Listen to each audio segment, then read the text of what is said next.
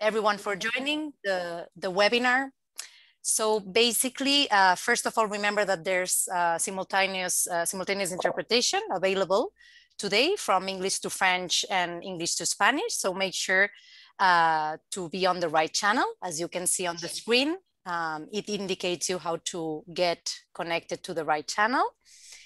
Then you can participate both by writing in the chat and raising your hand, or just jumping on mic when we have the Q&A or final discussion session. And then a post survey will be displayed at the end of the session. Please remember that that is important for us to keep improving these webinars. Then a recording consent must have popped up as you join the meeting. So you know that this session will be recorded, but it will only be available on FABO. That means with our members who are allowed access to it. And last, Lisa Henry, here on screen, Secretary General at the IRCT. She will be moderating the session, and I'll pass now the floor on to you, Lisa. All right. Thank you very much, Berta, and a warm welcome, really, to all of you who are on board with us today. My name is Lisa Henry. I'm the Secretary General of IRCT, and together with a very strong team, we're about 10 staff. Many of them are online with us today. We are presenting this webinar today, working with torture survivors self-identified as LGBT, and you have chosen to attend. So you've prioritized this issue, so you have something to say about it. You've maybe run into challenges working with it. You have best lessons learned you want to share with others. You want to be in solidarity with those who are working on this theme. So that's why we believe you're here. And so we're happy to provide this platform to discuss this topic. Member centers around the world from IRCT, of which there are 161 in 76 countries, have reported, providing healing services to torture survivors who self-identify as LGBT. And we need to explore the specificities related to treating individuals, LGBTQ individuals, and understanding what goes on, what the treatment process can look like, how do we listen adequately to the story, to the lived experience, and how can we respond as we do in providing the health-based care and the legal follow-up to individuals who identify and who are talking about the fact they have been treated, have suffered ill treatment and torture based on their sexual identity. We want to explore these specificities, therefore we have a great panel that we'll be presenting to you in a bit. But before we do that, I would like to say at IRCT is presenting this topic today because we've done significant research. And the research comes, of course, based on what member centers are telling us and relating to us on. And among others, we've done research on the discrimination and torture that happens to individuals who self-identify as LGBTQ. The most recent report that IRCT has done is a report called It's Torture, Not Therapy. And IFEC, the independent forensic expert group, of which one of the panel speakers is a part of, released a statement where they actually documented, and this is the research behind that statement, how this so-called conversion therapy actually violates the global prohibition against torture and is considered cruel, inhuman, and ill treatment, degrading treatment. Therefore, IRCT and IFEC has gone out to enter into the discussion to advance the call for a global ban on conversion therapy. And are happy to know, and you will all know, that the UN independent expert, the former General Secretary, Secretary General of IRCT, Victor Madrigal Borlos, he has also been out with a very strong statement about the fact that conversion therapy and the treatment, this ill treatment of LGBT individuals is and should be considered torture. And therefore there is a need for a global ban. So we have reporting from our member centers, those of you who are health professionals helping to treat individuals who've suffered this injustice. We have the UN independent expert speaking to this. And then we have a growing number of people in the public space who are actually speaking to this issue. And I think there'll be some policy work moving in this direction. So we have a large and a growing number of NGOs and policy organizations who are actually documenting. The IFIG is working on this, Outright is working on this, ILGA is working on this, GATE is working on this. We have a variety of different organizations who are gathering quite a significant body of knowledge and research and experience to speak to this. And this agenda item is now firmly and finally on the International Human Rights Agenda. I'm proud to say that here in Denmark and in Sweden, we are about to launch into World Pride Week. So this is also the opportunity for us to debate along with a quadri of fantastic human rights organizations and individuals at a human rights forum. So there'll be a panel discussion next week on Wednesday, and you'll be able to learn even more about this topic. But as we are going to speak today, I'd like to mention that the panelists you'll be hearing from are Dr. Lilla Hárdy, and Lilla has been working for many years, and she's among others psychiatrists, psychotherapists. She's the medical coordinator from Cordelia Foundation in Hungary, and she's also an esteemed member of the International Forensic Experts Group. She'll be speaking from her perspective there. Carol Gomez, the clinical director at PTV in Los Angeles, will be speaking to you, as will Tal Darmon, who's the legal program manager, and Andrik will be speaking as the torture survivor. So we're going to have, you can hear from the policy level to the executive director level, to the legal level, to the health professional, and then to the survivor. We'll have their perspectives on the call today. So with those words, I would say we will launch into our discussion here, remembering the policy framework around this, that there is a call for a global ban on conversion therapy. There are currently 6 different countries who've actually stepped up and stepped into this. And 3 then who have looked for, so that's Germany, Canada, it's Malta, it's Albania, Brazil, and Ecuador. 3 others have now regional or state bans, that's Mexico, so that's Spain, the US, and Australia. And 5 more countries have indirect bans: Argentina, Uruguay, Fiji, Nauru, and Samoa. So it's the policy framework we also have to have in place, but then very much what's the right to rehabilitation for torture survivors who have suffered this injustice. This won't be the only seminar or webinar on this topic. IRCT hopes to be able to contribute further with additional reporting of this nature, research of this nature, and we will host other webinars on this subject moving forward. So you can look forward to continuing the conversation here with us. With that, I will say over to you, Lilla, and we really look forward to hearing your input. So I hand it over. Thank you very much, Lisa, for this nice introduction. And thank you very much for the participants. I think you are interested, and that's why you came here. Berta was very strict with us, so we have only 8 minutes. And I think I do hope I can also keep myself to the time frame. So let's jump into the middle, and I try to share my slides. Just a minute. The first slide. Oh,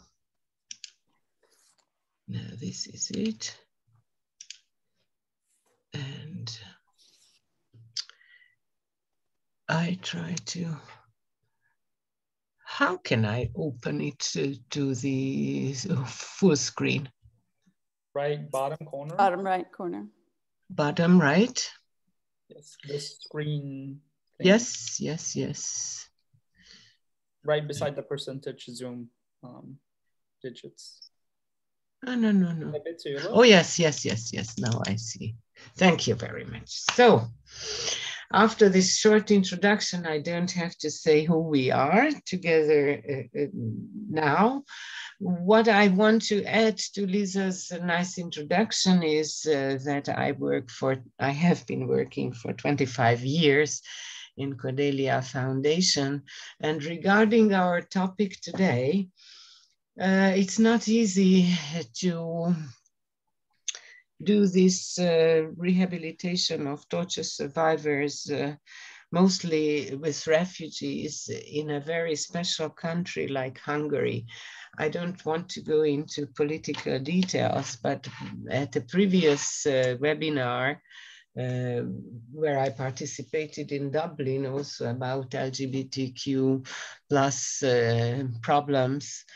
The presentation was that LGBTQ, the title of the presentation was that LGBTQ plus persons in an illiberal country like Hungary.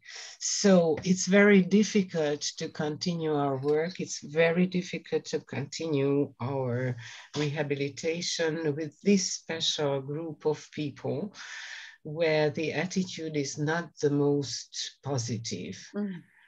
As you see on this slide, I am one of the members of the independent forensic expert group, but Lisa took away my role to introduce you our statements, but I will a little bit. And I want to speak also about special challenges in writing medical legal reports for torture survivor persons who belong to the LGBTQ plus population.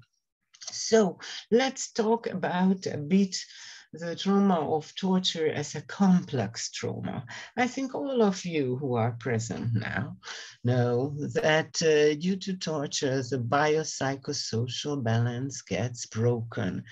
How it is very, very shockingly illustrated on the second part of the slide by one of previous Iraqi patients of ours, what he went through. As we know, torture is a man-made trauma intentionally inflicted by other human beings where the basic trust gets lost. I think it gives a lot of information to the colleagues who are familiar with the psychological, psychiatric field, what basic trust means for a person, what the loss of the basic trust means of a person, because this is an issue with that we can go through our whole life. If this is lost, our duty is to rebuild the trust towards other human beings. Torture cannot be impacted into the general view of our world, and it causes damages on an individual, family, and social level. It prevents the person to return to his previous life, and it prevents the person to build a healthy future. How is this whole concept of life damaged by LGBTQ torture survivor patients? First of all, recognizing that someone belongs to a, so to say, different part of mankind is serious, might be seriously traumatizing. It is very stressful to make the decision about the coming out on a family level or on a social level. So these people, especially in special societies where the attitude is very hostile against these persons, they have to build up a secret identity and a secret life, resulting ambivalent relationships on a family level where prejudices are present, or on a social level where also prejudices and reluctance to set up healthy relationship is present. What does it mean for a person to belong to a special minority? It also causes a lot of stressing factors and might cause a serious trauma, resulting, belonging to a special minority results discrimination and marginalization in the whole society, especially if this belonging to a special minority might result in imprisonment and torture, where you are punished because you are you. So this is the whole paradox of torture with seriously traumatized persons who are traumatized per se by the fact that they belong to a different society, different minority, due to their identity. Just think about them. If they escape to another country, they have to face trauma of object losses, the trauma of uprooting, the whole traumatic issue of the whole refuge or escape, and a special trauma of integration if they arrive to a hostile country, like some of the countries where they, so to say, arrive. LGBTQ plus population form a especially vulnerable group. We can summarize the previously said sentences. They suffer multiple layers of traumatization due to internal factors like internalized heterosexism, resulting guilt, shame, anxiety, depression, and contributing a lot to a high level of suicidality. And external factors like discrimination, marginalization, and stigma, persecution, and torture. They are in a very special situation if they are refugees or asylum seekers, because they have to face special issues and the trauma of integration, as their outlook is different, the language is different. Either they have to keep to balance with the load of secret, or they can open up their identity. So the integration is also a challenge. As I have already mentioned, and Lisa has already mentioned, that me as the member, one of the members of the independent forensic expert group, have to draw your attention on first, the forced anal examination statement, where we collected a lot of material in special countries like Uganda, and the conversion therapy, what is a very exciting statement, as conversion therapy is practiced in more than 60 countries. It shocked also me when I heard the fact, because it's a huge number. Only one sentence about Hungary. Medical legal reports should open up the secret of identity, but in a special country like Hungary, where it's a shame to belong to the LGBTQ plus society, not in every circle, but in some circles, it is an ethical dilemma for the specialist when we document torture, and we have to discuss it with the patient if we can document that he belongs to the LGBTQ plus community or not. Some of them refuse to give their consent. That, doctor, you cannot document this. So this is what the paragraph 68 always mentions in the Istanbul Protocol, that these ethical codes, that sometimes the legal obligations are conflicted with the medical obligations. Special therapies might be also elaborated for people, but I think there is a psychologist also among us who is going to speak about these special therapies. I only want to draw your attention about the importance of medical legal reports, that if you make the medical legal reports, the first step is the acceptance, and to build up the trust. So with even writing the medical legal reports or collecting data for the medical legal reports and making the examination, you can make yourself the first level of, support yourself, the first level of the elaboration of the trauma of belonging to this special population.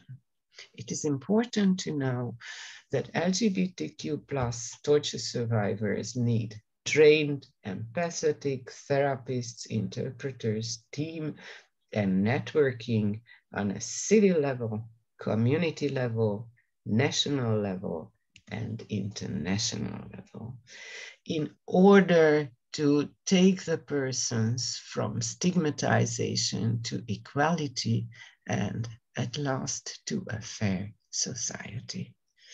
So good morning, future. And thank you for your attention. Thank you very much, Dr. Lilla. A real kaleidoscope of information. I'm going to rapidly open the floor if you have some.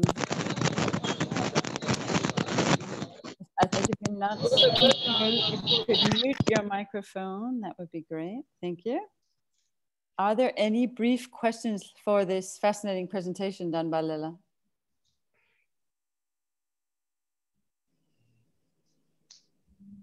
And I'm just having a look now if any colleagues, so you're also able to step to the microphone if you would like to use your voice instead of writing in the chat. Otherwise, there will be time at the end of the session to ask questions, so you can maybe, be thinking about your questions. Can I ask a question? Yes, please. Lilla, president of IRCT. Hi, Lilla. Hi, Lilla. When you were talking about ethical dilemmas, I'm remembering a case of ours from a couple of years ago, and I was wondering what's your take on this. This was a case of a woman. She was a human rights defender, an LGBTQ activist, and she was mistreated by the police in a very bad way. So we did a medical legal report for her. And there was a very, so in the course of working on the document, interviewing her, in her pre-medical history, so apparently she had a borderline personality disorder. And we had a very difficult, we had an internal discussion how to present it to her, because she had never asked for treatment before. It was not something, she did not come to us for this. She came to look for justice, but then our psychiatrist, we had to disclose it to her in that what we wrote in the document, and in pre-history, we wrote that she has borderline personality disorder. So then she basically refused to use our medical legal report for her court representation, and she stopped working with us. So what would be your take on that? And if you have this type of obstacle in your experience? Well, I cannot say I'm not the mother of wisdom, but you as a psychologist know, and I think all of us know, that it's very, very difficult to cope with persons who have different personality disorders.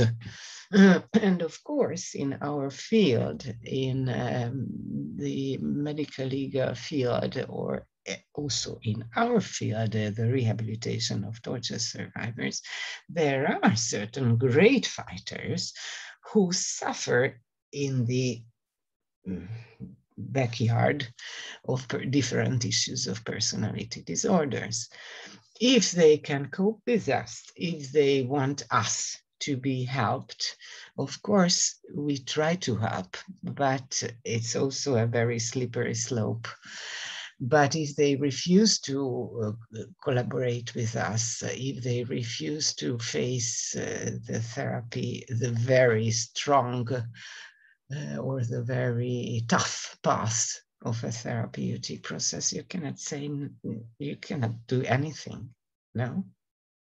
Because not only nil nocere, not only not to damage the person, but if she doesn't collaborate with you, you cannot rape her or him to come for therapy. Yeah, it was our ethical dilemma because we could not take it out of the medical legal report because it was about Of course. accountability as therapists, and then that's why she refused to use this report. Yeah, this is what I spoke and what I mentioned, that certain persons don't want to be documented in the medical legal reports. And this is a dilemma. Of course, you cannot say that we have to document, and you can say that maybe the best interest of the patient, if you are in a special political setting, not to document.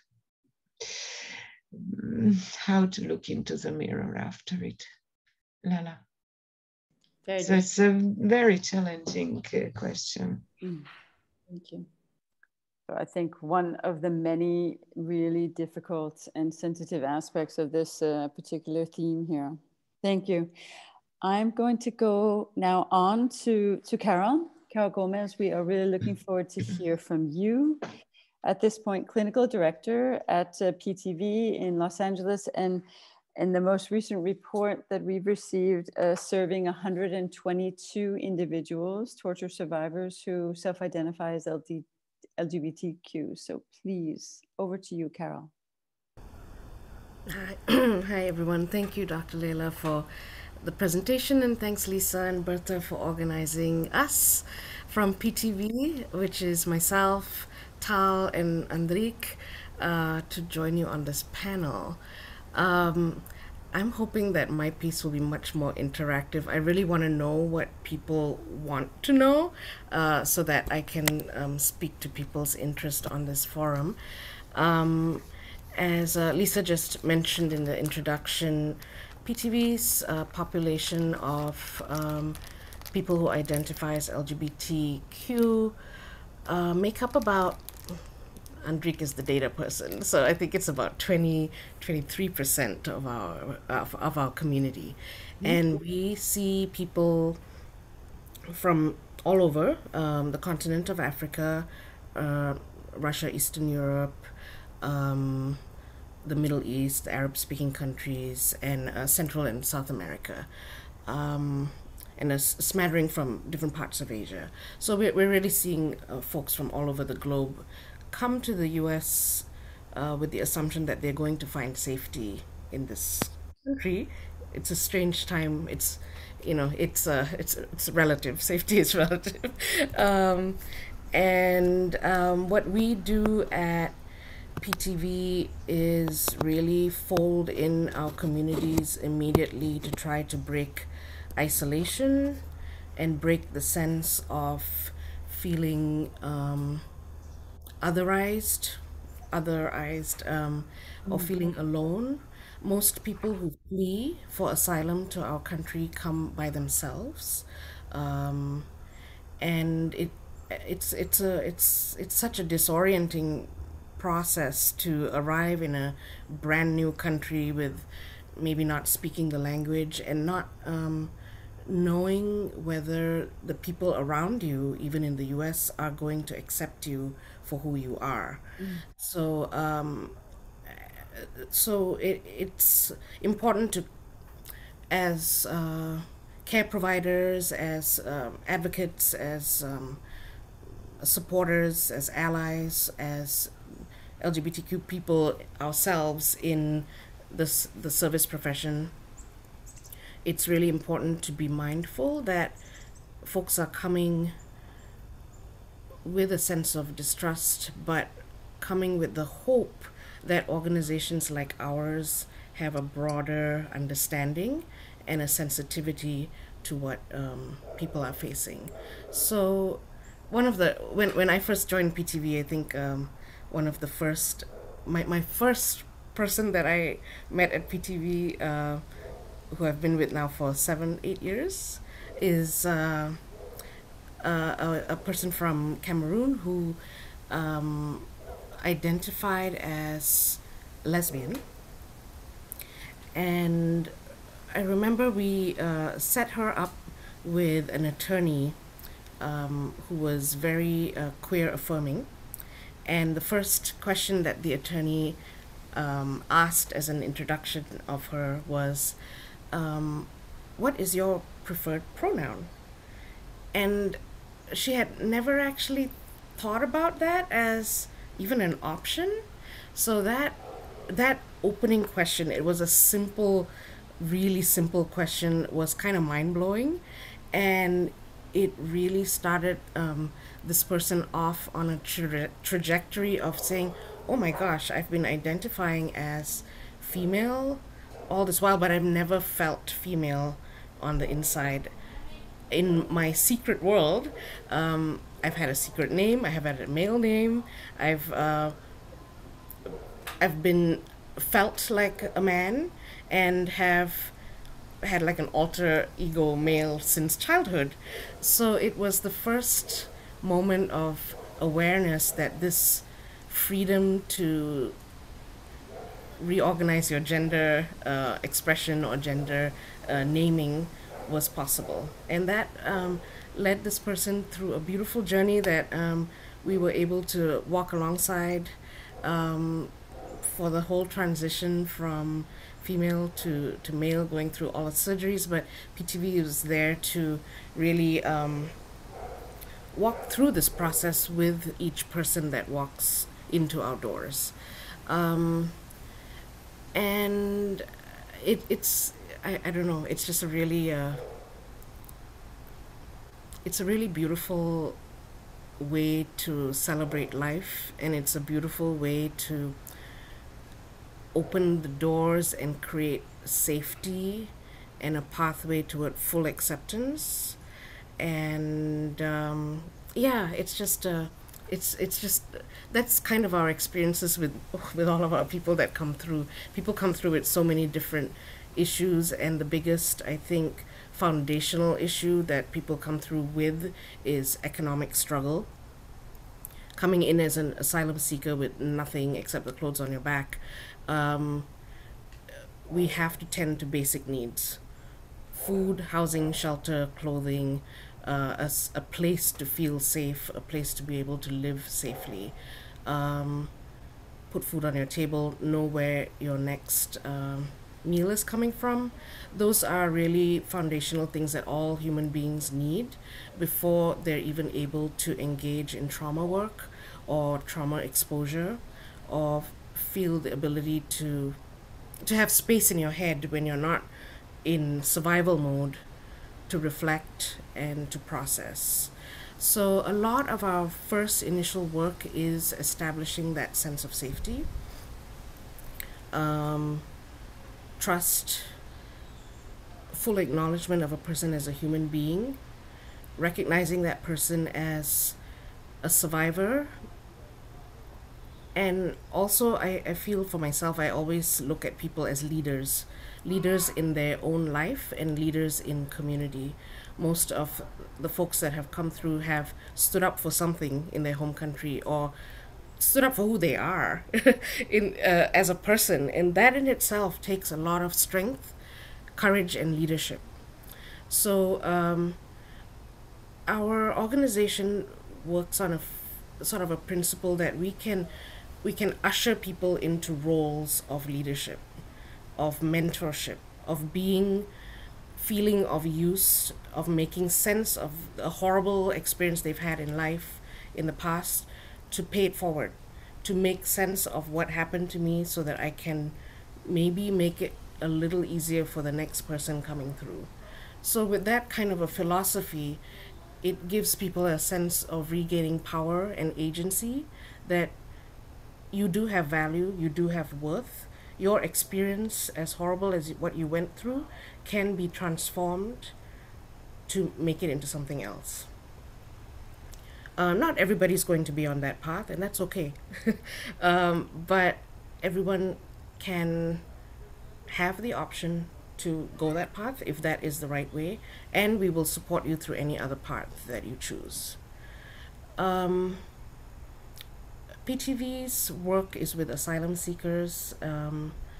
We, on the sort of like the nuts and bolts side, we help a person get through the process from A to Z of getting through the immigration system while navigating life, and cultural adjustment, and all of the isms that you might face as an immigrant, as a person of color, as a person who doesn't speak the dominant language, English, all of the things that people might face as a trans person, as a queer person. So being very in tune with an anti-oppression framework is really, really crucial and critical to how we do this work.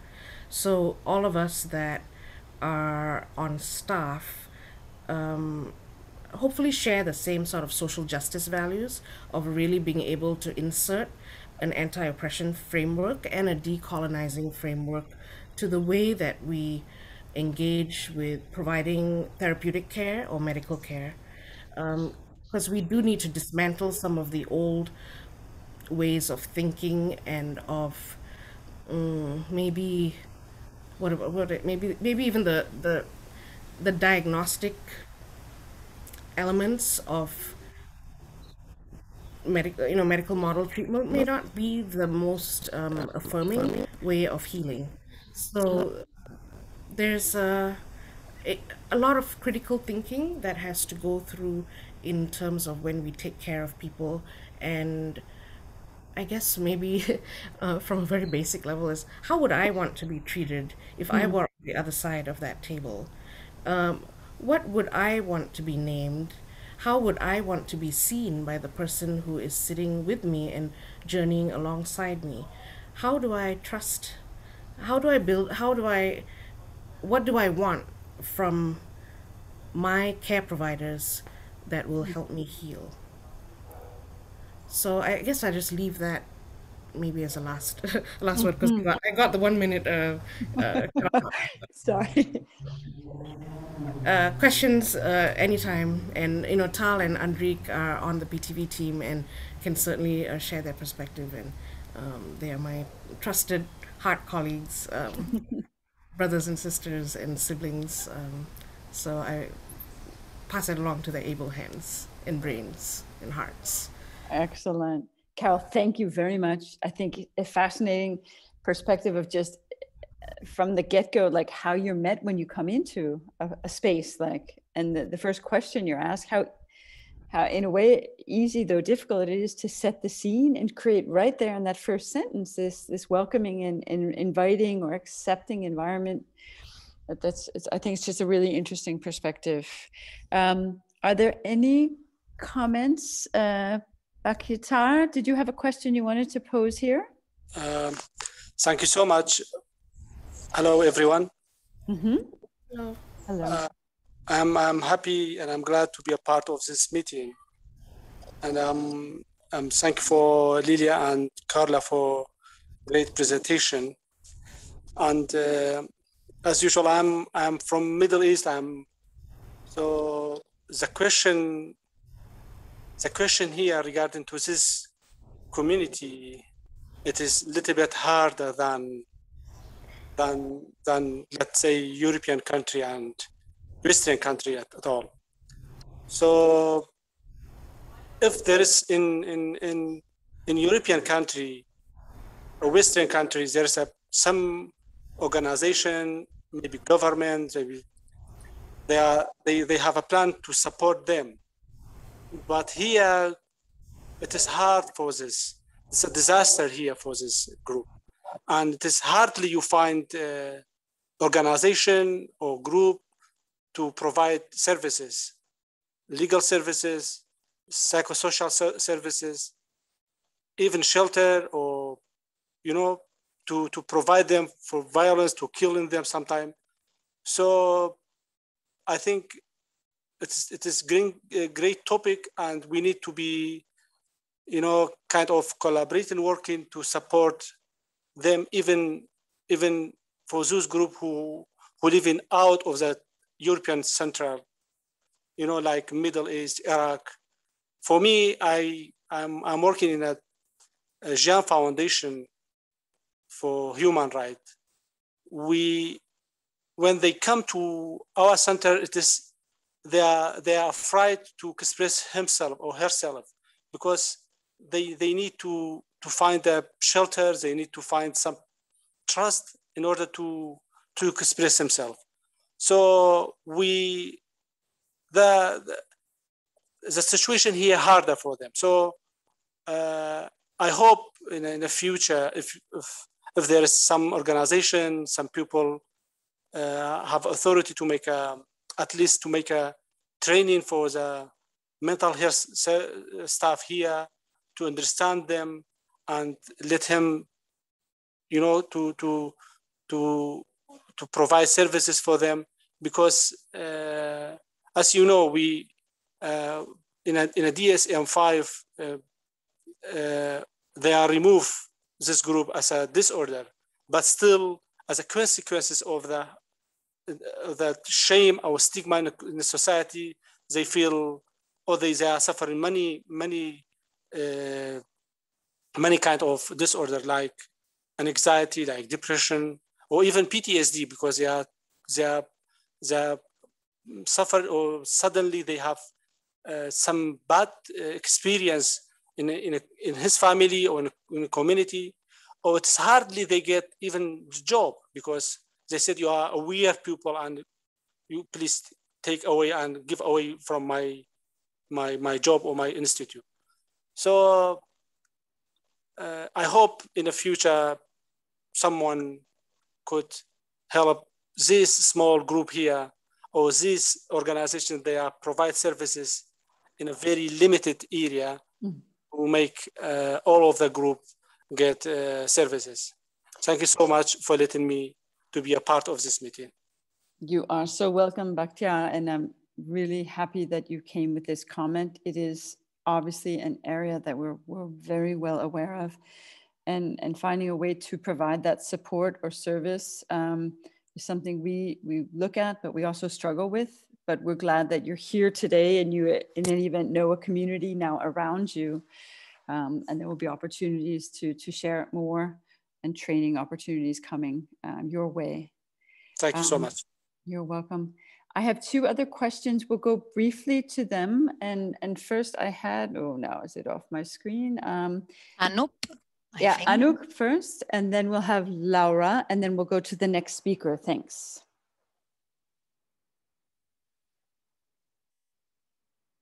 Anouk, are you there?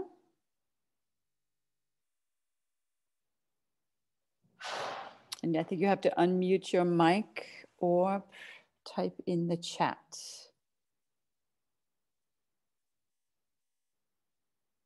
Otherwise, why don't we do that? While we're waiting, Laura, would you like to ask your question? And then I think we go to, it's going to be in Spanish, right? So you can use your interpretation button if you need it. Go ahead, Laura.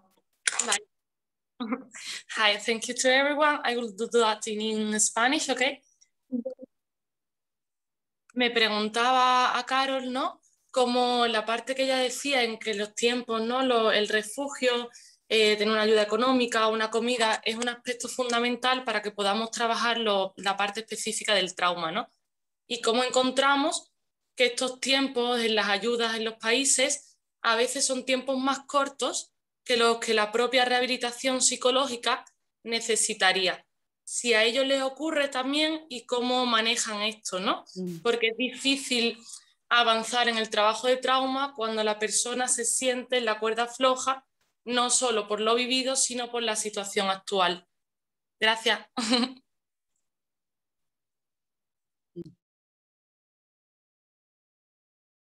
Carol, maybe you want to say something to it. Yeah, I totally understand your question, Laura, and it is really difficult, virtually impossible to work on anybody's trauma when their basic needs are not being met. It's counterproductive, and it's possibly even harmful to the psyche of the person when someone is going hungry or unsafe or houseless. So it really is incumbent upon all professional service providers, whether in the mental health field or the medical field, especially the mental health field, to really not devalue the importance of getting foundational basic safety and human basic needs met first. I think there is maybe a fallacy in the mental health field that just wants to look at the inter-psychic, you know, the what's going on inside a person's head, and putting a lot of limitations on that being just what the job is. But I think a really holistic mental health provider is able to see that mental health is not divorced from the context of a person's environment, or the relationships that they have, or the material things that they don't have. So it's, I think it does us a disservice in the mental health field not to include all of those elements in the ways that we provide care. Because when you're in fight, flight, survival mode, when you're hungry, when you have lack of sleep, when you don't know whether you're going to have shelter or whether you're going to be beaten up tomorrow, it's pointless. You can't do interpsychic work. You can't do healing work. You gotta do survival work. So our role as mental health providers has to be very flexible and very attuned and very, I guess, valuing that those basic things are probably some of the most important. Providing safety and security from a basic level is one of probably the most practical things that a person can need, and immediately establishes trust with the person who's seeking help from you. It means that they know that you see them as a human being, you value that they're more than just what their depression is, or their trauma is, or their anxiety is, or whatever the diagnosis that the mental health field tends to want to do. Not so helpful. The diagnostic part, not so helpful. It's what is in front of you and what the needs are that you need to be attuned to and respond to, that makes trust possible and healing possible, and a sense of being seen as a human being with dignity possible. So I don't know whether that answers the question. Thank you. Thank you, Carol, and thanks also from Laura, I see in the chat. We're going to move now to another perspective, which is also a piece of this challenging puzzle, and that will be one of Carol's colleagues. This is Tal Darmon, the legal program manager at PTV LA. Talking about the perspective in which policy framework are we able to pursue any kind of justice or legal legal justice for survivors who are treated at the centers. Over to you, Tom. Thank you. And thank you everybody for having me here. My name is Tal, and I am the legal programs manager at PTV, which by the way stands for the Program for Torture Victims. My role focuses on the legal aspect of our caseload. I work on our clients' immigration applications, petitions. I coordinate with various immigration attorneys that represent our clients in their proceedings, whether it is with the US government or before the immigration courts. I thought that I would start with talking a little bit about what asylum is. And what are the inherent challenges when for asylum seekers that are also part of the LGBTQ community. So most people, as Carol explained, most people that we take in are asylum seekers. They're seeking political asylum, which is a term that is widely understood casually, but it's a term that I don't really like because there is a political dimension associated to it. It is not only for political reasons that people seek asylum. Of course, you can seek asylum based on your political opinion, your race, your religion. But when it comes to the LGBT community, you have to show that you were persecuted based on what we call membership in a particular social group, which includes gender and sexual orientation. So it is a whole different subcategory of the asylum arena. And I thought the way Dr. Lilla put it was extremely true and interesting, because what we have to focus on as legal representatives are trying to demonstrate that somebody was tortured because they were them. What makes them them made them vulnerable. What their specific set of personal circumstances made them unique, but uniquely vulnerable to mistreatments. They made them targets to persecution. And it is really paramount that we analyze those circumstances surrounding the history of somebody's history of persecution. And when we work with, typically when working with this profile of survivor, we strive to make somebody's identity as the focal point of our argument, of our legal case. So somebody in general who will identify as LGBTQ, sorry, I'm using the shortened version. I know there's more than that, LGBTQIT+, but for the sake of simplicity, anyway, so somebody who identifies as part of this community, depending on their country of origin, because that also plays different roles, will usually have a pretty strong case for US asylums. So especially for the trans category, transgender category, those will usually be on the upside of asylum approvals. However, we do have a lot of challenges as legal representatives because there are also challenges that are very specific to members of such community. The first one would be when the mistreatments came from authority figures in their home country. Authority figures are come from anyone acting in a real or projected position of power.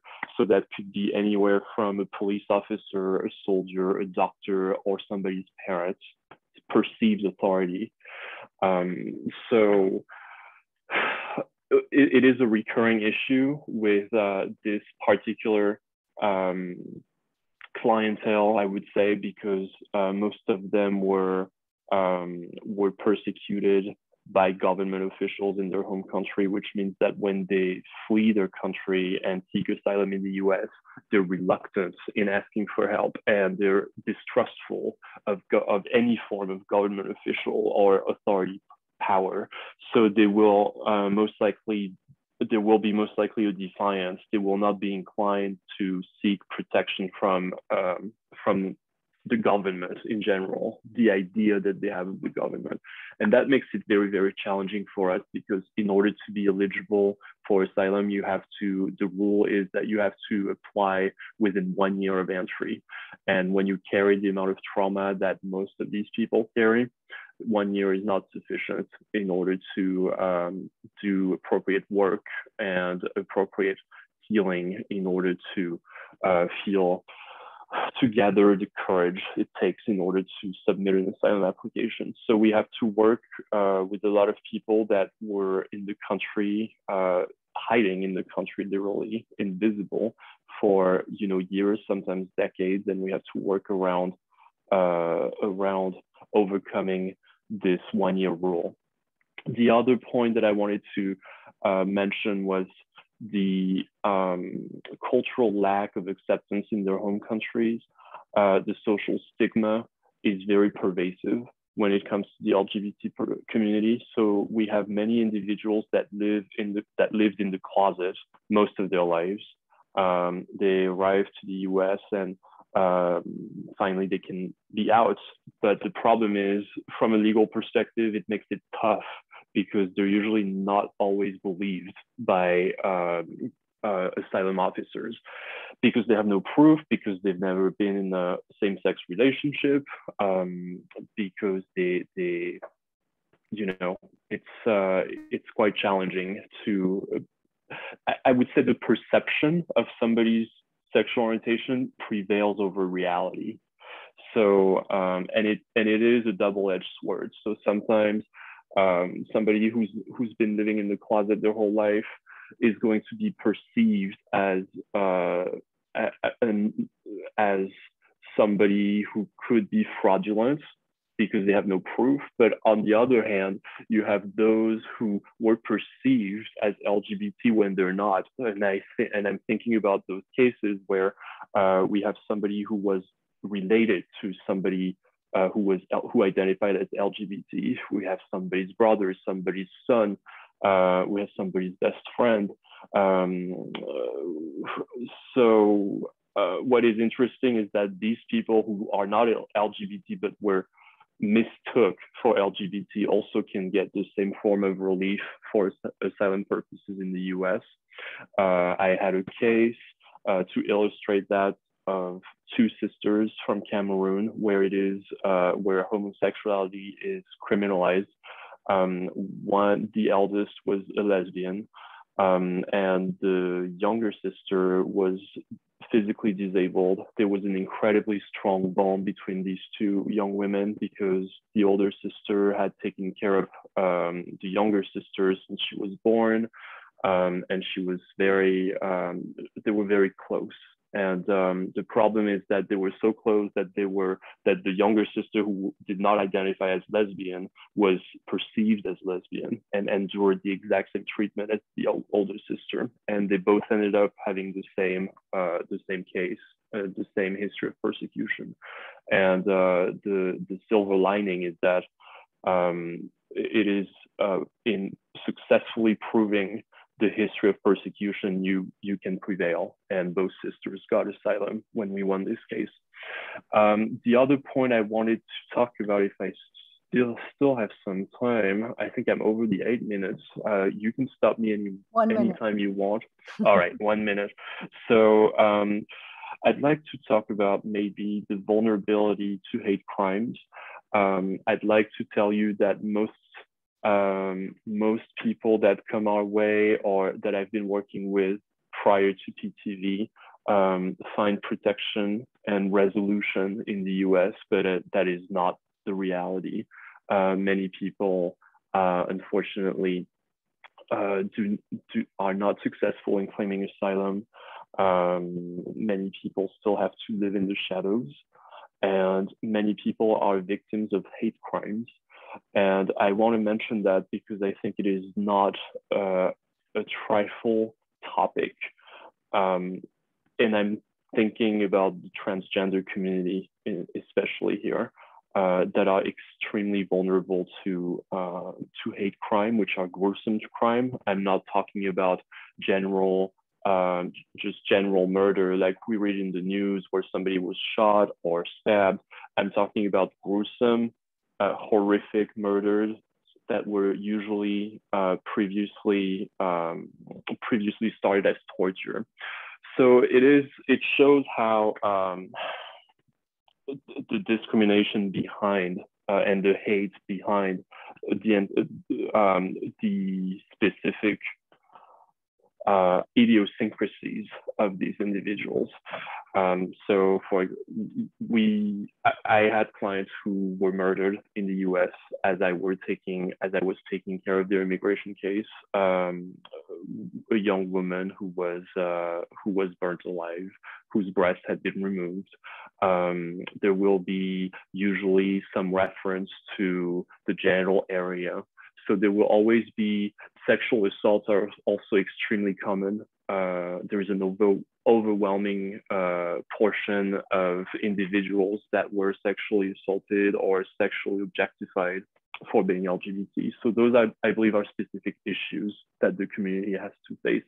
At the end of the day, I love what I do. It is a tough work, but it is as rewarding as it is tough. And I want to make sure I don't take up all the time because I want to turn it over to Andrik, my dear friend and colleague, who's to me the true hero here. So everything it is more meaningful if it comes from him.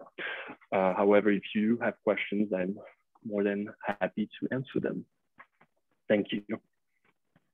Tal, thank you for also an absolutely amazing and walkthrough of the work you do and the work you love and the achievements and also the challenges. I'm really, yeah, I think this really opens a window of exposure to something that many of us, I think, don't understand well enough and we need to know more about. So this is also part of what we do today. I'm seeing no questions at this time. Lilla's got her hand up. Please, Lilla. And then we go to... Thank you very much for your presentation. And it is very important that you bring in hate crimes. I would say in the context of also torture and also how these hate crimes are investigated by the law enforcement, because if there were prior notices, if there was prior information that this may happen, for instance, or if the police mishandled the situation. For instance, from our perspective, we here in Georgia, in the Republic of Georgia, would consider this as in our sense as torture, because if the police did not react on it, if they were informed about it prior to the incident, often our clients who are victims of hate crimes, they're becoming victims of inhuman treatment by the police. So I think this is an important piece that has to come into our work. I'm not talking legalistically, but because it really amounts to torture and inhuman treatment. So thank you for bringing this in. Absolutely. Absolutely relevant, yes. Thank you. Thank you very much. We will then give the floor to Endrik and listen and learn from lived experience. So colleagues from, also a colleague from PTV LA, and really happy to have you with us, Endrik. Over to you. Thank you, Lisa. Can everybody hear me well? Perfect. Okay, perfect. I would like to touch on several points that my colleagues already did. Thank you, Tal, for that beautiful presentation. I would like to talk about the story that Carol mentioned at the beginning, and how, as beautiful as it is that this Cameroonian person was able to finally see themselves through the eyes of a different society. My colleagues know I have a story a lot like it, very similar. And I would like to see behind the beauty of that moment for a second and focus on the problem behind it and why it happened in the first place. There are different layers of discrimination or trauma. You can call them layers of discrimination, layers of trauma. They're truly intrinsically the same. That particularly LGBTQ immigrants face. There's the layer of being LGBTQ. There's the layer of the fight that you had to go through with yourself because of the ways you are raised and the values that you have in your mind at the developing stage, how much that changes your perspective of what you can actually be or become or make out of your life. It is extremely tragic for someone that was never an option. It happened to me, and I think it is extremely tragic. Then you find yourself and you make a plan to go to a place where you can be yourself, but then you face being an immigrant, you face not having the resources, you face not having the rights of citizenship that will provide you with a means of surviving. Then you face, on top of that, and I can speak for the US, but I'm pretty sure it's an international problem. You face the layer of, for the most part, most of people who are immigrants, their skin color, especially from countries that are not accepting of LGBTQ people, their skin color, we deem them targets of racial discrimination as well. Auditive discrimination because they have an accent. There is so many layers that we're not even aware of And if you add all of that to the layers that you have in your own brain since you were raised in a certain way since very, very little age, I think that it was beautiful the way that Carol managed to communicate how much we have to put ourselves in the shoes of the other person and how imaginative we have to be in that task, because the levels of difficulties, the levels of trauma are endless, but they're not impossible to overcome. Luckily for me and for this person from Cameroon as well. I would like to speak about how we can fix the root of these issues, because yes, we have, let me move my notes here a little bit so I can see when I have 1 minute only left. Yes, we are using a ton of resources to fix the damage that is already done with therapy, with organizations, with resources, but how can we address the core of this problematic? And that is policy and social work. And unfortunately, they don't always go hand in hand. When there is social change, the actual person-to-person change your perspective. And I would like to put a light on how relevant this is, because as much as a country can have an amazing policy work, the society in that country, there's nothing guaranteed that follows it. For example, you'd be surprised to learn that by 2020, Mexico is one of the few UN countries that actually where social orientation discrimination is actually illegal. And we're talking about 7 countries from the UN, not even a lot, not even the US. But still, and also, for example, Brazil had a ban on conversion therapy by that time as well.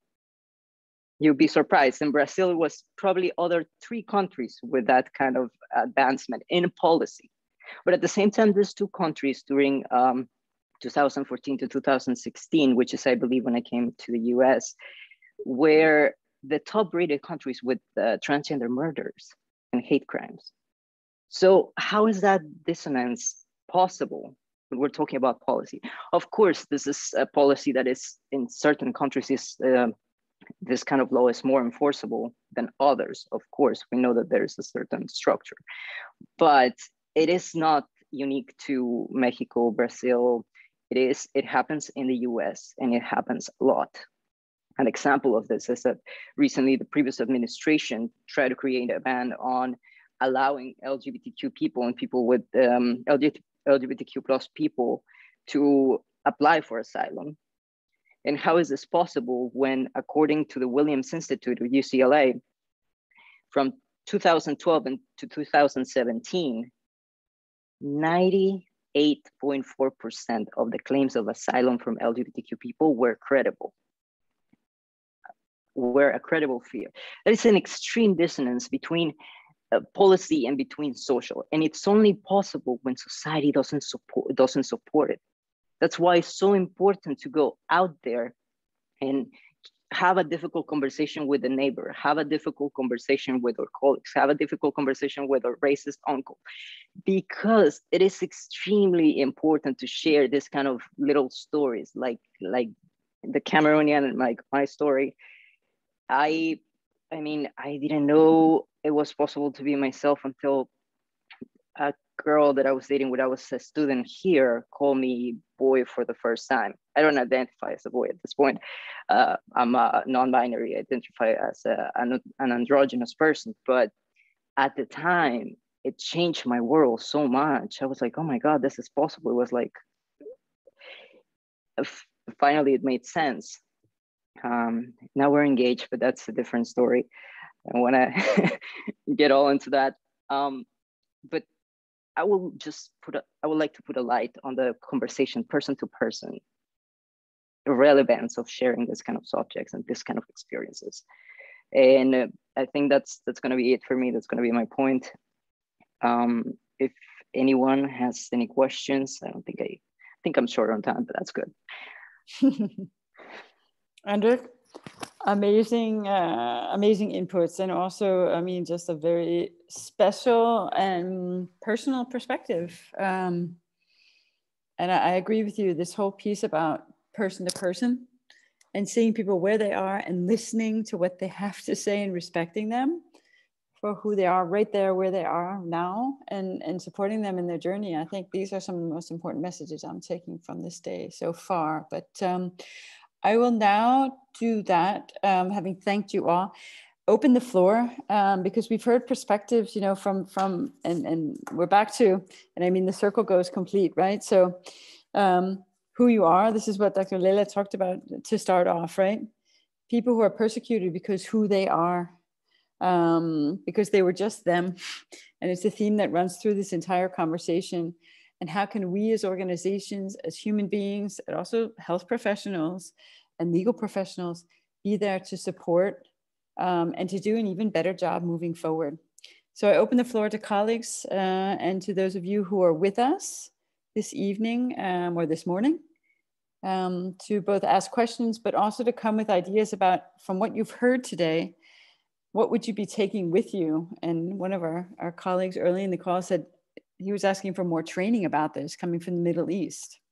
So let me open the floor. Any questions or comments? What would you take from this conversation in a positive way to change the work you're doing, to improve the work you're doing with support to those who identify as LGBTQ survivors?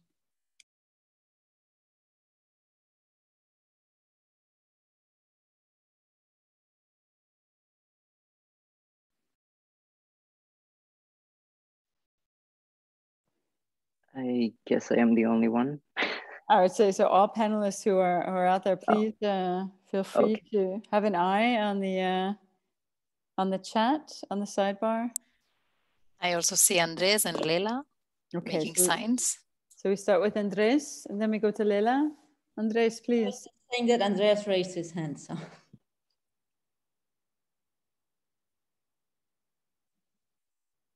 Andrés, estás muteado. A ver, te voy a intentar desmutear.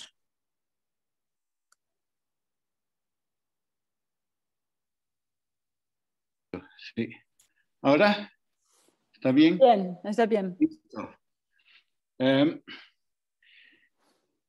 La relación con personas, que sea homosexual, que sea transexual, todo tipo de identidades, está, yo pienso, fundamentalmente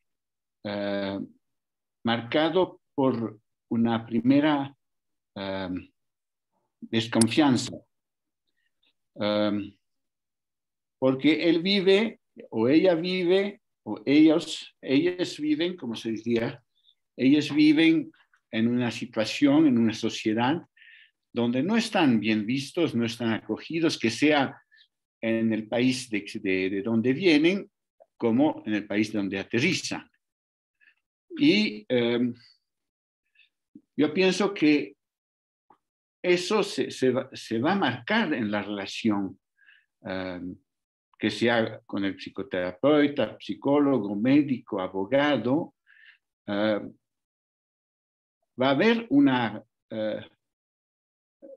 desconfianza o un elemento hasta de testear al otro. Porque su cotidiano es no estar en un mundo que lo acoge en su realidad. Y lo que me interesaría es que nos cuenten un poco cómo manejan esa situación, ¿no? Porque a veces queda implícito, pero nosotros que atendemos a las personas que han vivido y siguen viviendo situaciones de discriminación, de odio, como se mencionó, nosotros también, los dichos psicoterapeutas, psicólogos, médicos, abogados, somos potenciales productores de odio y de discriminación, de prejuicios. Está implícito. No sé si nos pueden contar un poco más de esa temática, porque pienso que debe estar latente en muchos casos.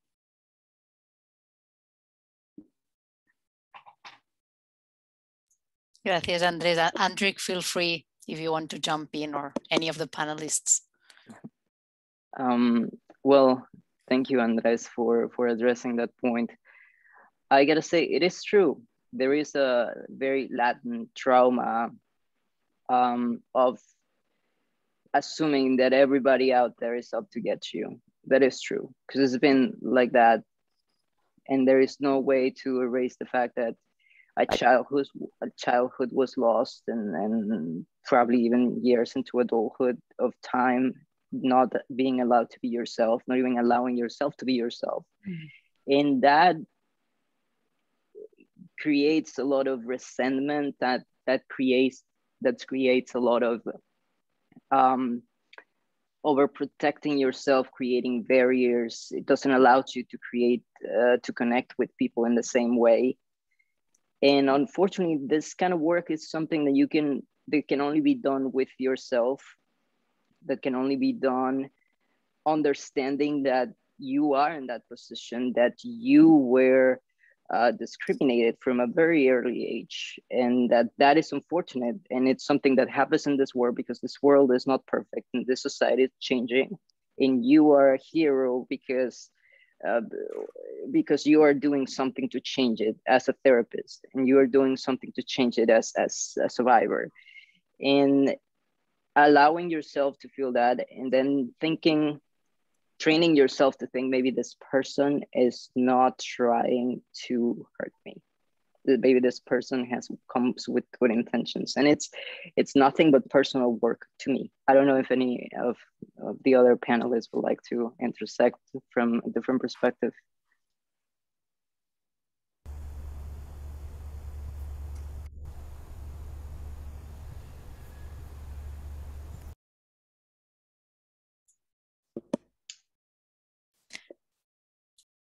I think Lisa is muted. Yeah.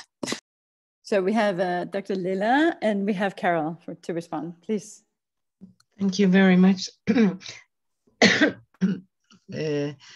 make the long story short, I think that if a person turns to us for therapy, he or them want us to work to build a trustful relationship. So they give us the chance, even if they are in a very mistrustful position, but they offer us the chance that, please try to make me trustful. So these are only my fantasies and my feelings. I don't have any scientific principle behind. But I think if a patient or a person turns to you, it means that he or she or them are able to build a trustful relationship with you. So I do hope that my feelings don't cheat me, but especially if people belonging to the LGBT population, and if they are torture survivors, it takes a long time. So much longer, with much more energy, or with many different therapeutic tools, what you have to throw in to move out of the person. But the person rewards you with turning to you. And it means that a small germ of trust towards you or into your direction is thrown. Don't you agree, Andres? What do you think?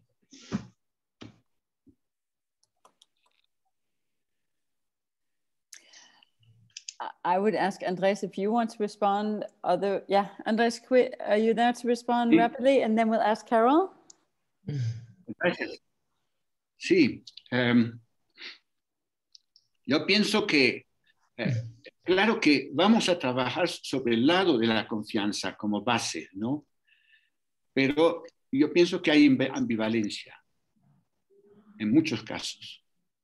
Por demás que la historia de la psicoterapia y también del psicoanálisis no estaban tan lejos de la terapia de conversión.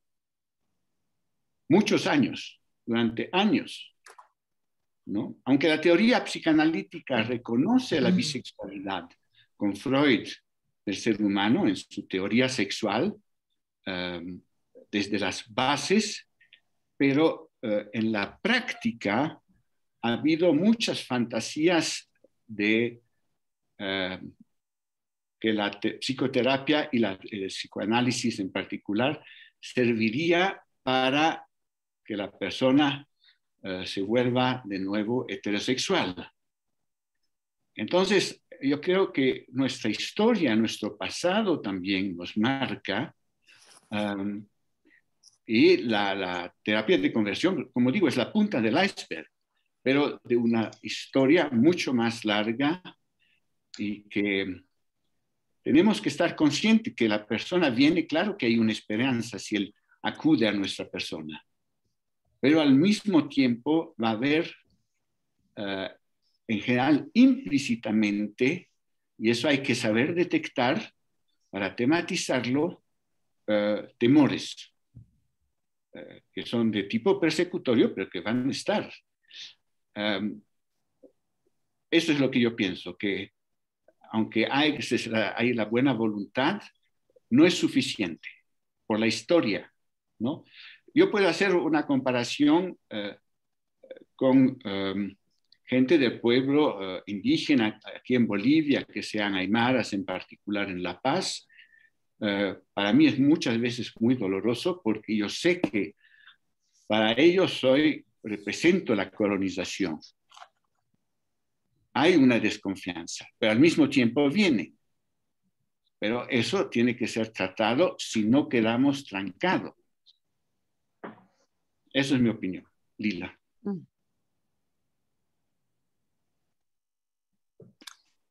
Thank you. And we can, I'm sure, have a dialogue which will continue for hours on this.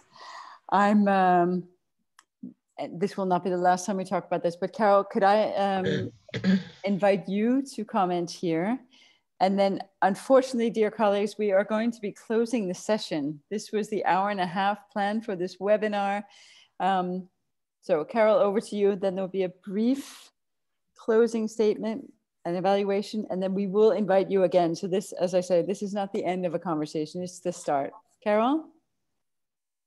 Thank you, Andres and Lilla for handling the question, and Andrik too.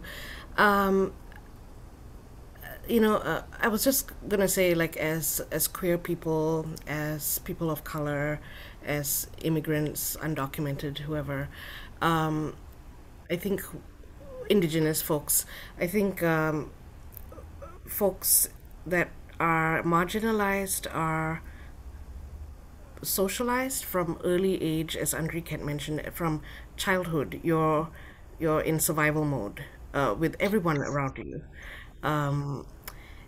and that survival strategy that you build in your head is also your source of resilience. And you know, the question about trust or lack of trust with the people around you is actually a healthy source of screening. I mean, it may be a maladaptive source of screening, but it's a necessary source of screening for anyone in an oppressed community to always have to walk that line, regardless of whether it's coming to a doctor or a psychotherapist. And yes, the mental health field has not been kind to many people of different class backgrounds and different racial backgrounds and sexual orientations and gender expressions. It's been a field that hasn't been empowering, and it's a classist field. it stemmed out of a classist framework and was held in power by people of a certain caliber. So we really, as mental health providers, therapists, really need to be constantly aware of that and reframe and reimagine and redo the work of healing from the therapeutic point of view. And I hate to use this sort of like trite term, but decolonize it, because we need to either create new systems of healing, validate those systems, and not necessarily look to the old ways of validation, whether that's through academia or research or, you know, the 10,100 PhDs. It's not what the average person in this world can do or has access to or has privilege to do. But I think we really need to democratize the field of healing in a big way, and erase and take off that, you know, I don't know, maybe arrogant hat of thinking that we as mental health providers are so all that. We're not. We're just a tiny piece of the puzzle, teeny tiny, and we need to collaborate with the rest of the universe in the healing role. We are a tiny piece, and we must not forget that. Survivors are the ones that lead the healing journey and have the right to really name how they want to be healed and who they want to be healed with. We are just a piece, so I think we need to kind of come down a few notches and just be in an equal footing with everyone else, and not think that the DSM is, you know, all that or has, you know, any power over. We really need to become humble. Carol, with those amazing words, I will thank you. I don't think there could be a better closer to this meeting. And this is about, and I love this, to, you know, democratize the field of healing. I've heard you say it, and I think it ran through all the presentations. Also, hearing people where they are, making sure their basic needs and the feeling of security is also there, and respecting that that is just as important as, you know, the mental health perspective and the therapeutic perspective. So with these words, I'm going to really thank you all for allowing us to be part of this journey, and know that we are, we're all together in this. And this is about, you know, each of us also thinking new and opening our minds and listening more and being willing to, you know, be on this journey. And we also have our spheres of influence. And I like this one. And, you know, talking with that, you know, the quirky uncle out there. Exactly. We all have a responsibility. In our webinar from Nigeria yesterday, they talked about the same thing. Each and every one of us can take a responsibility in your family, in your community, with your neighbors, with your colleagues.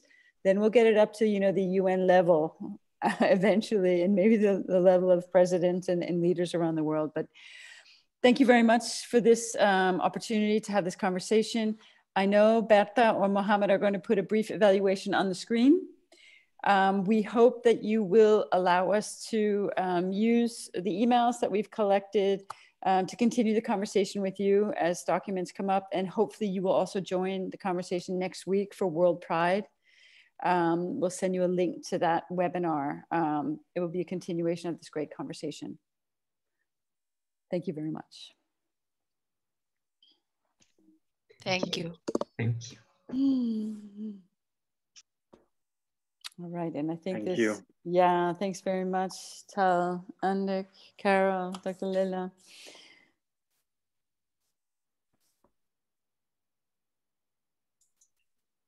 We stay on a bit while you post the evaluation, no?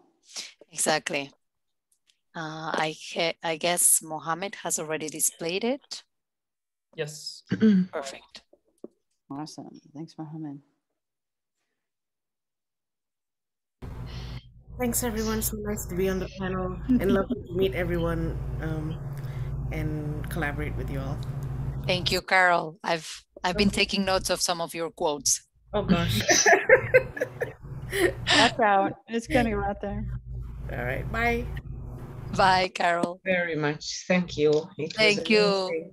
I think Adios, we Andres. continue. Bye-bye. Bye, Andres. Bye. Bye, Andres. Thank you very much. Gracias. Thank you, Lilla. Thank Adios, you. María Ángeles. Ciao. Lilla, you'll send us your slides, right? Because we need to, I think this was a really nice presentation.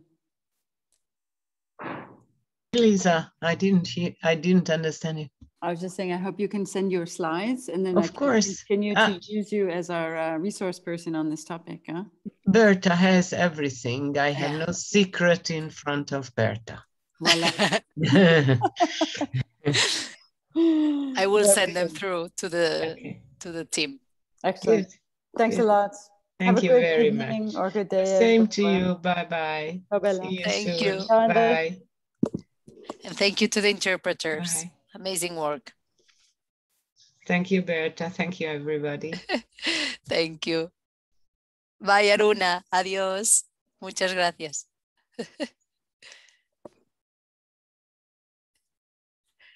I wait.